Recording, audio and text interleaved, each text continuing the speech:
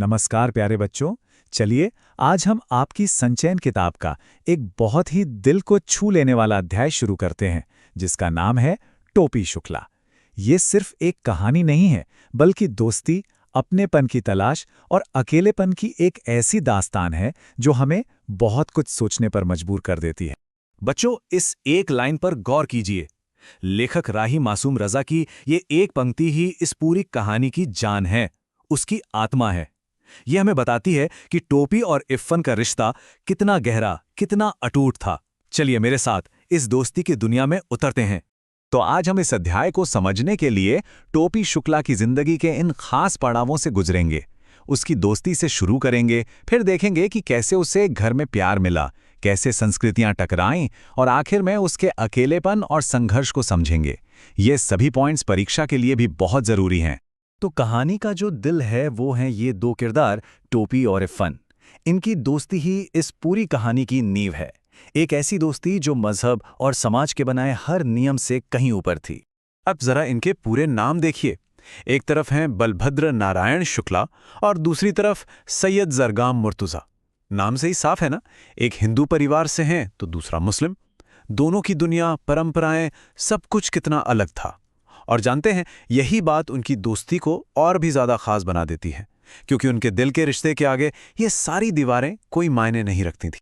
टोपी के लिए इफ़्फ़न का घर सिर्फ एक दोस्त का घर नहीं था, नहीं, वो एक ऐसी जगह थी, एक पनाहगाह थी, जहां उससे वो अपनापन, वो प्यार मिलता था जो उसे अपने घर में कभी महसूस ही नहीं हुआ।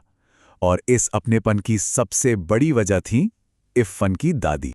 तो भाई, इफ़्फ़न की दादी में ऐसा क्या खास था? सबसे पहली बात, वो बड़ी मीठी पूर्वी बोली में बात करती थीं। वो बहराम डाकू, अनार परी और अमीर हमजा के मजेदार किस्से सुनाती थीं। और सबसे जरूरी बात, उन्होंने कभी टोपी का दिल नहीं दुखाया। टोपी के लिए वो प्यार का एक ऐसा समंदर थी जिसमें वो अपने सारे दुख भूल जाता था।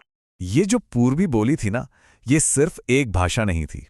एक तरफ जहां इफ़्फ़न का परिवार उसे सलीकेदार लखनवी उर्दू बोलने के लिए कहता था, वही दादी अपनी जड़ों से जुड़ी इस भाषा को, अपने दिल की भाषा को सीने से लगाए हुए थी। और टोपी के लिए यही बोली प्यार की जबान बन गई। दादी जब भी टोपी से मिलती थी तो उनकी बातचीत की शुरुआत अक्सर यहीं से होती थी। तुरी अम्मा का कर रही, जरा सोचिए, ये छोटा सा सवाल टोपी के लिए कितना बड़ा रहा होगा। ये सिर्फ एक सवाल नहीं था, ये वो अपनापन था जिसकी उसे अपने घर में हमेशा कमी महसूस होती थी। इफ़्फ़न के घर के शब्द जैसे कि अम्मी, टोपी को इतने अच्छे, इतने मीठे लगते थे, जैसे वो कोई गुड़ की डली हो जिसे वो मन ही मन चबाता रहता था। ये शब्द उसके लिए एक नई प्यारी सी दुनिया का दरवाजा थे। और बस यहीं से कहानी में असली टकराव शुरू होता है, जब टोपी के दिल में बसा ये नया प्यारा सा शब्द उसके अपने घर की सख्त परंपरावादी दीवारों से जा टकराता है। जरा उस सीन को अपने मन में लाइए। डाइनिंग टेबल पर सब लोग खाना खा रहे हैं। टोपी को बैंगन का भुर्ता बहुत पसंद आया और उसने बड़े ही भोलेपन में कह दिया, अम्मी जरा बैंगन का भुर्ता।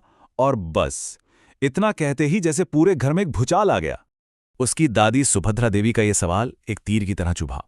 ये लफ्ज तुमने कहां सीखा? इस एक सवाल ने खाने की मेज पर एक भयानक सन्नाटा ला दिया। परंपराओं की ऊंची दीवारें जैसे कांपने लगी थीं। और फिर देखिए क्या हुआ। मेज पर सबने खाना छोड़ दिया। दादी तो गुस्से से आग बबूला हो गईं। माँ राम दुलारी ने उसकी इतनी पिटाई की, बहुत पिटाई की। और हद तो तब हो गई जब बड़े भाई मुन्नी बाबू ने उस पर कबाब खाने का झूठा इल्जाम भी मढ़ दिया। बच्चों, याद रखिएगा, ये घटना इस कहानी का सबसे बड़ा टर्निंग पॉइंट है। एक मासूम से शब्द ने घर में जैसे महाभारत ही शुरू कर दी। इस घटना के बाद टोपी की जिंदगी में अकेलेपन का एक बहुत ही दर्दनाक दौर शुरू होता है।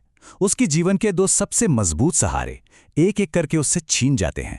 जब इफ़्फ़न की दादी की मौत हुई तो टोपी ने इफ़्फ़न से ये दिल चीर देने वाली बात कही। ये शब्द हमें बताते हैं कि वो इफ़्फ़न की दादी से कितना ज्यादा जुड़ा हुआ था और अपने ही परिवार से कितना अकेला महसूस करता था। उसके लिए प्यार का वो झरना अब सूख चुका था। दादी के जाने के बाद टोपी के लिए इफ़्फ़न का घर सचमुच में खाली हो गया था। वो जगह जहां उसे सुकून मिलता था अब वीरान थी। वो अपने भरे पूरे घर में तो पहले से ही अकेला था, अब बाहर की दुनिया में भी अकेला हो गया था। और फिर टोपी पर दूसरा पहाड़ टूटा। 10 अक्टूबर 1945 को इफ़्फ़न के अब्बू का तबादला हो गया और इफ़न हमेशा के लिए दूर चला गया। उसका इकलौता दोस्त, उसका हमराज, अब उसकी दुनिया में नहीं था। टोपी अब सच में पूरी तरह अकेला रह गया था। दादी और दोस्त के चले जाने का असर सिर्फ टोपी के दिल पर नहीं, बल्कि उसकी पढ़ाई पर, उसके पूरे जीवन पर पड़ा। अब हम टोपी के उस संघर्ष को देखेंगे जो उसने अकेले झेला। और हाँ, ये हिस्सा परीक्षा के नजरिए से बहुत ही महत्वपूर्ण है। ये टाइमलाइन देखिए, ये उसके संघर्ष की पूरी कहानी कहती है। सन 49 में वो पहली बार 9वीं क्लास में फेल हुआ। सन 50 में टाइफाइड हो गया, तो फिर से फेल हो गया। सोचकर देखिए, सन 51 में वो तीसरी बार उसी क्लास में बैठा था, अपने से 2 साल छोटे बच्चों के साथ। ये कितना अपमानजनक रहा होगा उसके लिए। और 1952 में जब वो पास हुआ भी, तो बस 3rd डिवीजन से। घर में प्यार और सपोर्ट की कमी ने उसकी पढ़ाई को पूरी तरह से बर्बाद कर दिया। घर पर तो उसे कोई समझने वाला था ही नहीं। स्कूल में भी उसका मजाक उड़ाया जाता था। जब एक टीचर ने भरी क्लास के सामने उसका मजाक उड़ाते हुए कहा कि 3 बरस से यही किताब पढ़ रहे हो, तुम्हें तो सारे जवाब ज़बानी याद हो गए होंगे, तो सोचिए उस पर क्या बीती होगी। वो शर्म से पानी पानी हो गया होगा। उसका सारा आत्मविश्वास टूटकर बिखर गया था। तो चलिए अब जल्दी से इस पूरी कहानी के उन खास पॉइंट्स को एक साथ देख लेते हैं जो परीक्षा के लिए सबसे ज्यादा जरूरी हैं और जिन्हें आपको हमेशा याद रखना है। तो बच्चों, इस कहानी के मुख्य विषय क्या हैं? ध्यान से सुनिए। पहला, धर्म की दीवारों से ऊंची दोस्ती। दूसरा, अकेलेपन और अपने ही घर में बेगाना होने का दर्द। तीसरा, परंपराओं से ज्यादा जरूरी है दिलों का जुड़ाव। चौथा, बचपन की मासूमियत और बड़ों की बनाई कठोर दुनिया का टकराव। और सबसे अहम, एक जहरीले घरेलू माहौल का एक बच्चे के मन पर कितना गहरा असर पड़ता है। जब आप परीक्षा में उत्तर लिखें तो इन बातों का जिक्र जरूर करें। इफ़न की दादी के साथ टोपी का जो भावनात्मक रिश्ता था, अम्मी वाली वो घटना जो कहानी का मुख्य टकराव है, टोपी के बार बार फेल होने के असली कारण यानी घर से सपोर्ट की कमी और उसका मानसिक तनाव, और इस कहानी का सबसे शक्तिशाली संदेश कि प्यार और अपनेपन का रिश्ता हर सामाजिक और धार्मिक दीवार से बहुत बड़ा होता है। और अंत में मैं आप सबके लिए एक सवाल छोड़कर जा रहा हूं। क्या टोपी का अकेलापन सिर्फ एक बच्चे की कहानी है, या फिर ये हमारे समाज के बनाए उन कायदे कानूनों पर एक बहुत बड़ा प्रश्न चिन्ह है जो इंसानों को इंसानों से ही दूर कर देते हैं? इस पर सोचिएगा जरूर।